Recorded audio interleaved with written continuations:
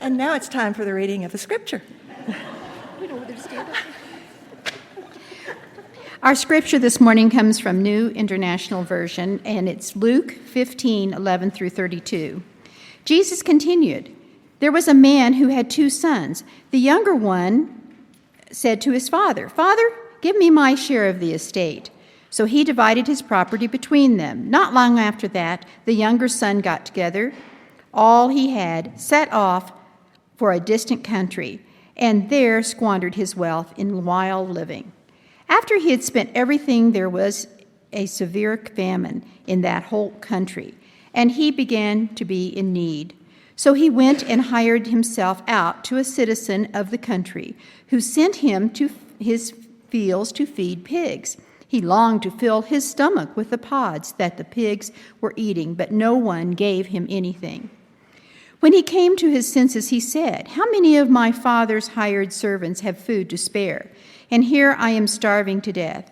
I will set out and go back to my father and to say to him, Father, I have sinned against heaven and against you. I am no longer worthy to be called your son. Make me like one of your hired servants.' So he got up and went to his father. But while he was still a long way off, his father saw him and was filled with compassion for him. He ran to his son, threw his arms around him, and kissed him. The son said to him, 'Father, I have sinned against heaven and against you. I am no longer worthy to be called your son.' But the father said to his servant, 'Quick, bring the best robe and put it on him. Put a ring on his finger and sandals on his feet. Bring the fattened calf and kill it. Let's have a feast and celebration. For this son of mine was dead and is alive again. He was lost and he is found.' So they began to celebrate. Meanwhile, the older son was in the field. When he came near the house, he heard music and dancing. So he called one of the servants and asked him what was going on. 'Your brother has come,' he replied, 'and your father has killed the fattened calf, because he has him back safe and sound.' The older brother became angry and refused to go in. So his father went out and pleaded with him. But he answered his father, 'Look, all these years I've been slaving for you and never disobeyed your orders. Yet you never gave me even a young goat so I could celebrate with my friends. But when this son of yours, who has squandered your property with prostitutes, comes home, you kill the fattened calf for him.' 'My son,' said the father, 'you are always with me, and everything I have is yours.' But we had to celebrate and be glad, because this brother of yours was dead and is alive again. He was lost and he is found." May God's blessing on those words.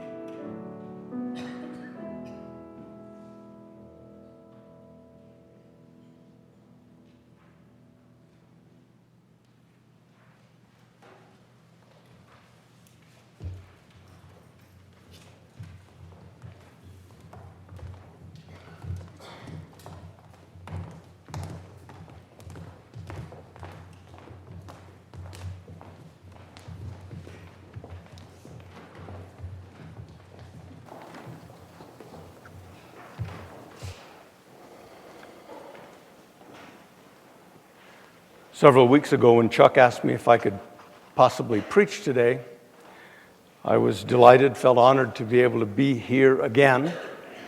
And he told me what his plan was for the Lenten season.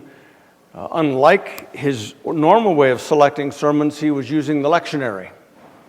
And that last Sunday he would be preaching from Luke chapter 15, the stories about the lost coin, the lost sheep and the lost coin. And he said to me, whatever you'd like to preach, I leave it up to you. And so I looked at the lectionary, and the following lectionary passage was the one that Sue read for us this morning. And I said, well, I'll just preach the one that follows, the prodigal son. He said, you're a brave man. He said, that sermon, that text probably been preached more often by more preachers across the centuries than any other. And so good luck finding something new to say. Well, I'll leave it to you. If you hear something new today, I trust that it'll be a blessing. The passage that Sue read for us, I want to set the stage for that. There were two distinct groups that Jesus was just talking to when he told the parable. One was a group that's identified as tax collectors and sinners. They were folks who'd gone astray and who'd had some despicable work. And the other group was the scribes and the Pharisees.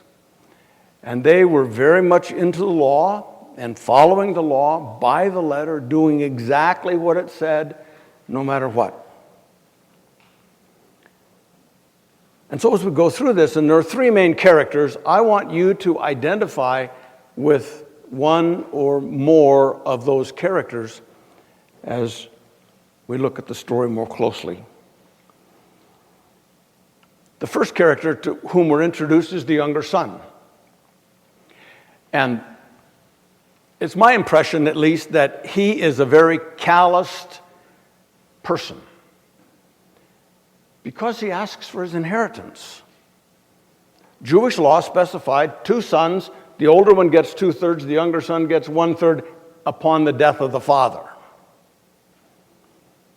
So when he says, give me mine, he says, I consider you dead already. Just give me what I need and what's coming to me anyway, and I'm on my way out of here. And I'm going to a far place where nobody knows me, nobody knows you, and I can make my own way.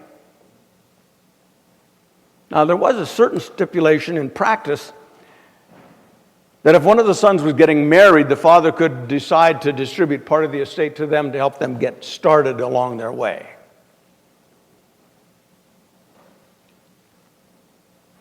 And here Jesus describes this old younger son. He's gone off to a far country, a Gentile country. His money's gone, as often happens with young people when they have money and they go to a far place. And he's hungry. There's a famine in the land. He doesn't have any money. He doesn't have any... All those who were friends of his are gone now because he doesn't have any more money. He's hungry. He's desperate. He's destitute. So he finds a farmer. He knows the farm life because he grew up on one, and so he looks for a farmer. He finds a farmer, and he says, I want to work for you. And the farmer said, fine, I happen to raise pigs, and you can tend my pigs. Well, for us, tending chickens, tending pigs, tending cows, it's all farm work, right? But for a Jew, that was the lowest thing you could possibly do. And Jesus even describes it further, pushing him down into the mire of the pigs when he says he was so hungry he even wanted to eat the pods the pigs were eating. And those pods were from the carob tree, and they were often used for animal food, and occasionally poor people would eat them, but there wasn't much nourishment.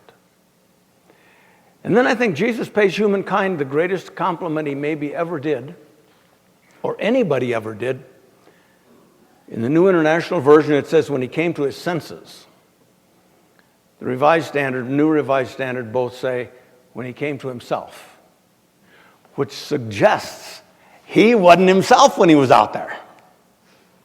When he was wasting his father's, his own inheritance, when he was living there and feeding the pigs, he wasn't himself. But when he came to himself, he began to remember. And you remember a few weeks ago, Chuck talked about internal conversations we have with ourselves. Well, imagine with me for a minute. Here's this young lad. There's no farther down to go.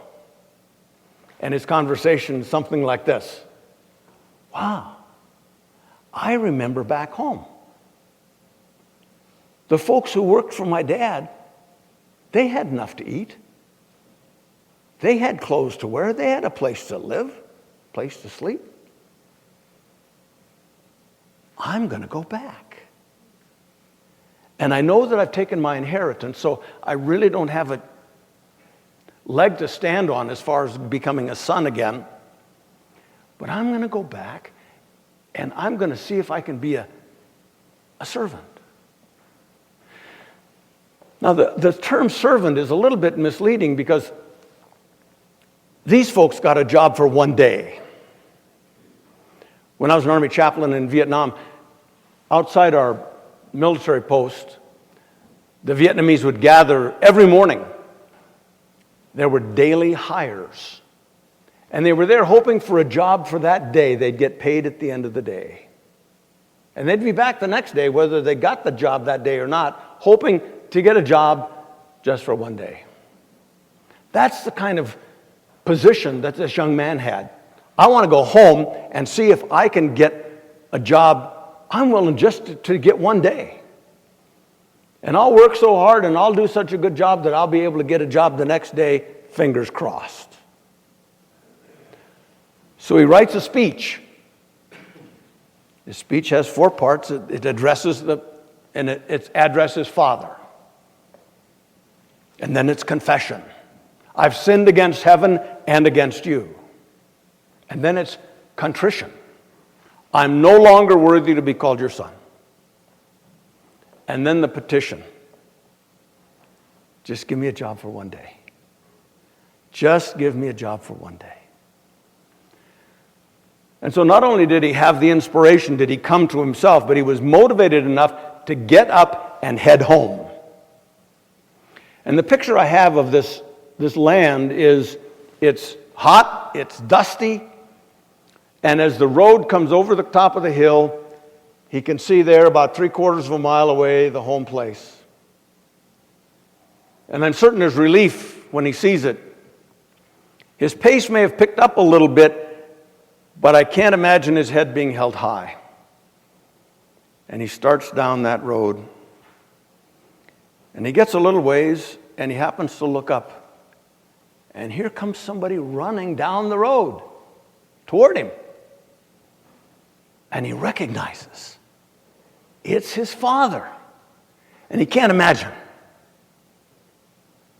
I suspect he thought maybe the worst was coming. His dad was going to tell him to turn around and get back where he came from. To his utter amazement, his father threw his arms wide open. The boy fell on his knees, just like the picture on the front of the bulletin, and his dad just hugged him.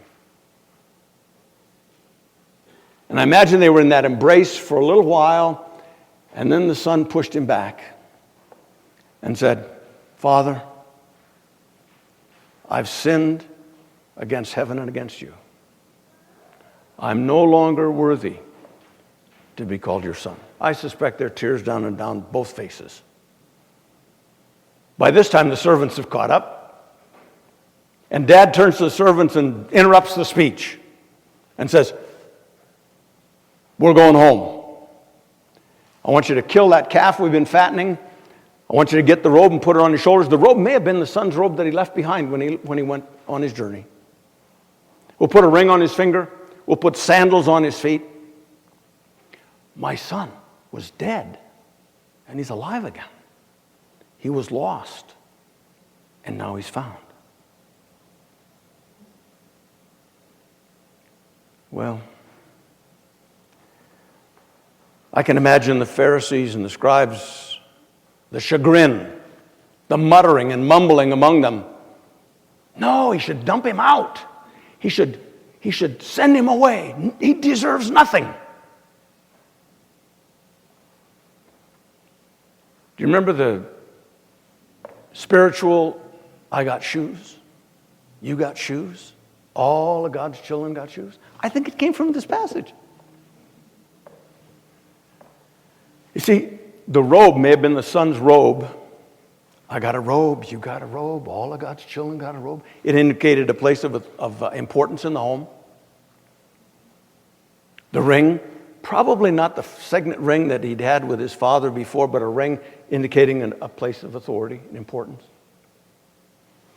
And when he said put shoes, put sandals on his feet, slaves were family members, but they didn't have shoes.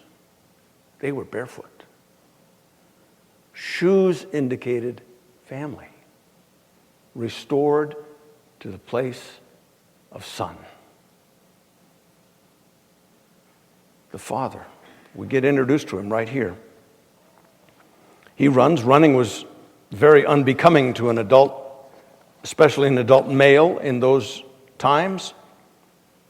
He interrupted the speech. He insisted that all this happen.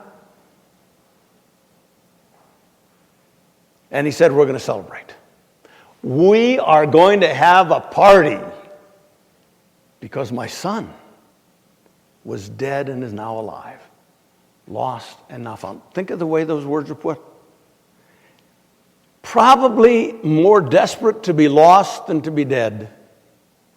Probably more joyous to be found than to be alive. So, they kill the calf, the music starts, the dancing starts. I don't know if they're drinking wine or not. The older son's been in the field. We get introduced to him right here. The older son's been in the field. He comes in, and as he approaches the house, he hears all this racket. He summons a servant and he says, tell me, what's going on? What is all the noise? What's the music? What's the dancing? And he didn't even ask his father. He asked the servant. The servant says, oh, this brother of yours is back home. And we're celebrating his return. How happy was the brother? He didn't even go see his father. He was very angry. And for me, anger almost always grows out of hurt, helpless, or afraid. And I think it comes out of hurt right there. His feelings were hurt. Because what's he say to his father went out to see him. What's he say to his father? I've slaved all my life with you. And you've never even offered me a goat that I might have a party with my friends. And this wastrel son of yours spent his inheritance on prostitutes. Notice the first time prostitutes have been mentioned. I wonder if that's what the brother thinks he'd have been doing if he'd had the money, see? I think it's projection. There's no evidence anywhere else in the text that the younger son had been with prostitutes. That's the brother's imagination. That's his internal conversation.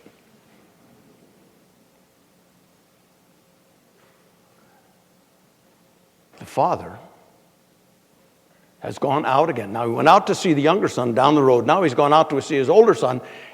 And he tells him gently, everything I have is yours. Everything I have is yours.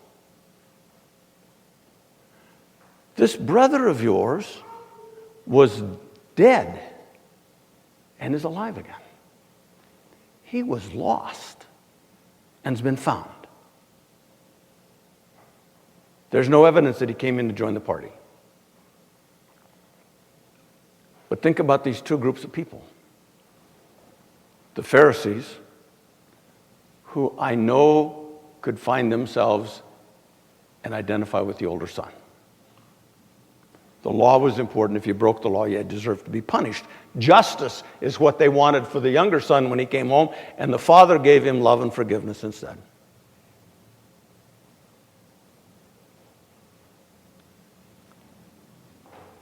This story, I think, has been mislabeled. It's called the prodigal son, but the prodigal son is really only a minor character to allow the father to express his love. The older son, the same. The older son is only in this story so that the father can express his unconditional love for him.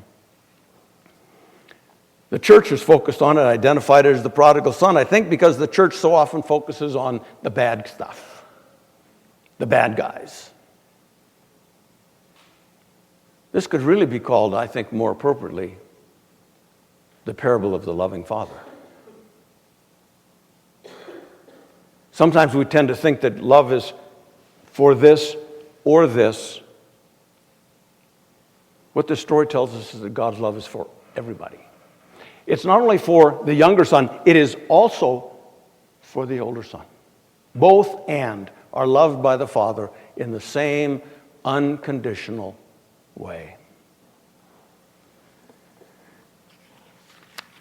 Philip Yancey, in his book, What's So Amazing About Grace, tells a story of a conference on comparative religions that was held in Britain several decades ago. A group of theologians and other religious intellectuals were discussing whether any single belief was totally unique to Christianity. Different possibilities were put forth, perhaps the incarnation. Well, no, other religions, including the Greek and Roman mythologies, had stories of gods becoming human. What about resurrection? No, other religions also had stories of people returning from the dead. The debate continued for some time when author C.S. Lewis wandered into the room. "What's the rumpus all about?" he asked. They told him they were discussing what Christianity's unique contribution might be among world religions. Without hesitation and very forthrightly, Lewis responded, "Oh, that's easy. It's grace." After some discussion, the conferees had to agree. The concept that God's love comes to us free of charge, no strings attached, opposes every bit of human logic. Buddhists have an eightfold path to enlightenment. The Hindus have the concept of karma. The Jews seek to adhere to the Torah, and Muslims have their code of law from the Quran. Each religion has its own way for people to earn divine approval. Only Christianity dares to declare God's love, unconditional love, love for all human beings. In English, we have a 5-letter word for it. It's called grace. And a little bit later, we'll be singing Amazing Grace. But as we hear about the Father's love, I have one final question for you. When's the last time you loved like that?